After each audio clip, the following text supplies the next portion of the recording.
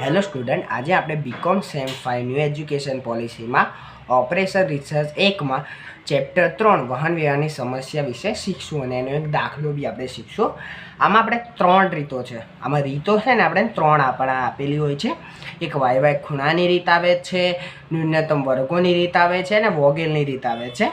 જો આમાં કેવું મોસ્ટ આઈએમપી ને વોગેલની રીત છે, વધારે પૂછવાના ચાન્સીસ હોય છે. આપણે 3 રીત કરી દેવી સારી, કેમકે આ 3 રીતમાં ગમે તે રીતના 2 દાખલા કે 1 દાખલો આપણને પૂછાઈ શકે છે દાખલો, કેમકે આ ચેપ્ટર બહુ જ ઇમ્પોર્ટન્ટ છે આપણે એટલે. તો આ વાય ખૂણાની રીત આપણે પહેલી રીત આજે આપણે શીખશું. વાય ખૂણાની રીત આપણે આજે શીખશું. ઓકે, તો આ રીતનો આપણે દાખલો આપ્યો હશે. ઓકે, તો એમાં જો પહેલાં કેવું હોય, આમાં અહીંયા સ્ટાર્ટિંગથી લઈ એન્ડ સુધી આપણે દાખલો પૂર્ણ કરવાનો રહે. પહેલો ખૂણો લેવાનો, પછી બીજો આપણે લેવાનો, પછી ત્રીજું લેવાનું, એવી રીતના.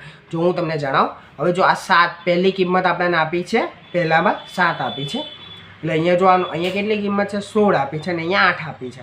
તો અમારી બેમાં જે નાની હોય એને ઉડાડી અને અહીંયા 0 કરી દઈશું અને અહીંયા 16માંથી 8 કાઢી દેવાના, તો આપણને મળશે 8. તો અહીંયા છે ને આપણે 8 લખી દેવાનું. ઓકે, પછી એની જો આના પછી અહીંયા જો 0 થઈ ગયો તો અહીંયા જે બી ખૂણા આવે ને અહીંયા કેન્સલ કરી દેવાનું. ઓકે, અહીંયા ખૂણો કરીને કેન્સલ કરી દેવાનું. ઓકે, હવે બાજુમાં જઈશું.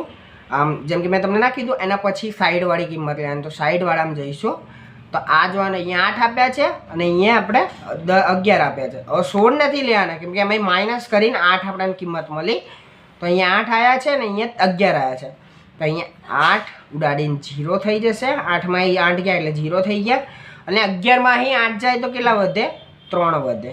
તો અહીંયા આપણાને 8 કિંમત લખી દેવાની, સમજ્યા? અહીંયા બી 8 આવશે. ઓકે, પછી એની આગળ જઈએ તો અહીંયા જો અહીંયા 0 થઈ ગયો, તો અહીંયાના જે બી કિંમત વધીને એને આપણે ચોકડી મારી દેવાની. જો અહીંયા 1 જ છે એટલે અહીંયા ચોકડી, અહીંયા 1થી વધારે હશે તો બી આપણે કેન્સલ કરી દેવાની. ઓકે, એના પછી અહીંયા જો અહીંયા નીચે જઈશું તો અહીંયા તો આ ચોકડી ઓલરેડી આ 0 થઈ ગઈ છે. એના પછીની કિંમત લેવાની, ચોકડી મારી દીધી એટલે હવે બીજી કિંમત લેવી પડશે. અને પછીની આપણે તો અહીંયા 10 આપી છે ને અહીંયા 3 આપી છે. નાની કિંમત 3 છે એટલે અહીંયા ઉડાડી 0 કરી દઈશું.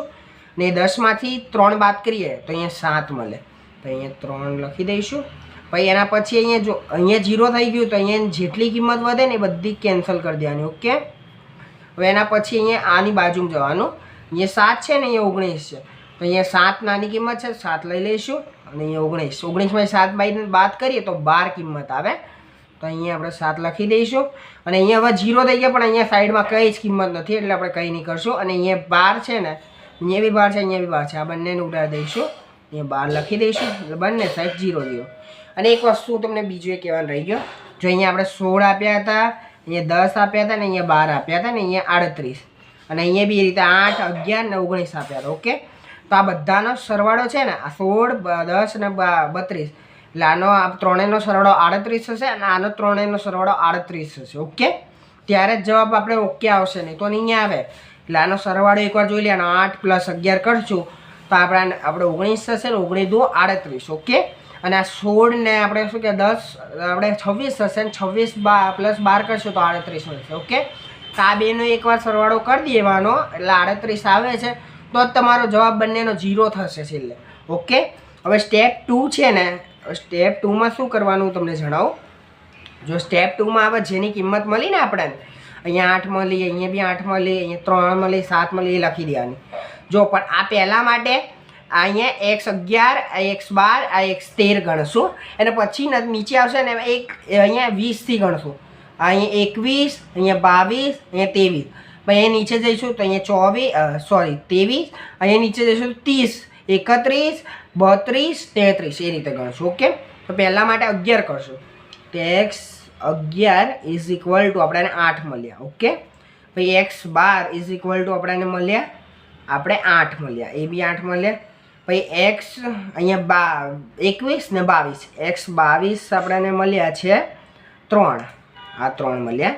અને x આપણે શું કહે 23 મળ્યા છે આપણને 7 મળ્યા. ઓકે, પછી x 31, 32, 33, x 33 મળ્યા છે આપણને 12. ઓકે, આટલું કર્યા પછી આપણે સ્ટેપ 3માં શું કરવાનું ખબર છે? કુલ ખર્ચો શોધવાનો છે. સ્ટેપ 3, હા, એમાં કુલ ખર્ચો શોધવાનો, ખર્ચ.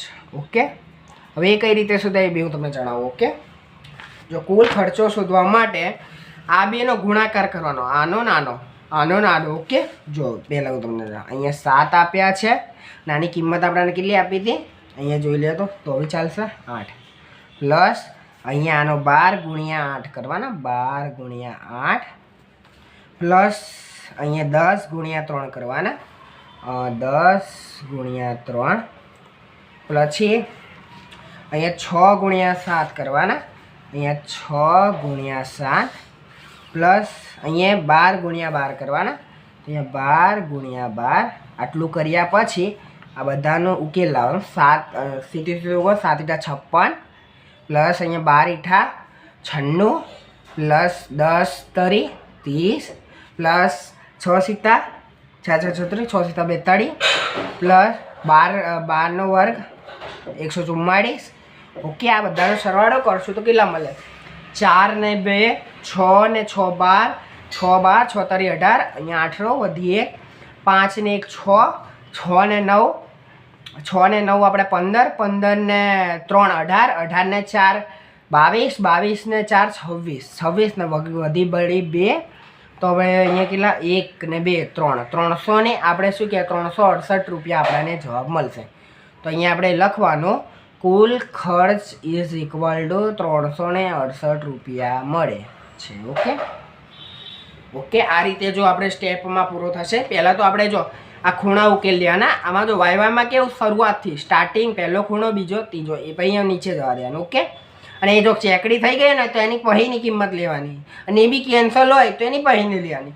પણ એકવાર જો કેન્સલ થઈ ગઈ એ કિંમતનો પછી ઉકેલ નહીં આવે. ઓકે, 0 થઈ ગઈ એ કિંમત, સમજે.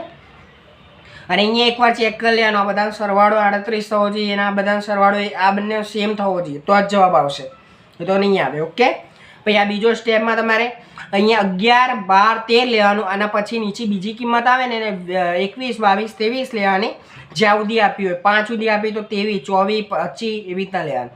પછી ત્રીજામાં 31 32 33 34 35 એવી રીતના લેવાનું. ઓકે, પછી સ્ટેપ 3માં કુલ ખર્ચો, એટલે આ બેનો ગુણાકાર કરવાનો, જે આપણે કિંમત શોધી ને એ બેનો ગુણાકાર કરી દેવાનો, એટલે આપણને જવાબ મળશે. છેલ્લે જે કુલ ખર્ચ આવે એને આપણે લખી દેવાનું, મળે છે એ રીતે કરીને પછી આ જવાબ આપણે આવી જશે. ઓકે, જો તમને આ વિડીયો ગમ્યો હોય તો લાઈક કમેન્ટ કરી દેજો, અને તમને આ વિડીયોમાં કંઈ બી ક્વેરી હોય કે કંઈ બી ક્વેશ્ચન હોય તમને ના આવડતો હોય તો મને કમેન્ટમાં કહેજો, જેથી હું તમને એ દાખલો ઇઝીલી સમજાવી શકું. ઓકે.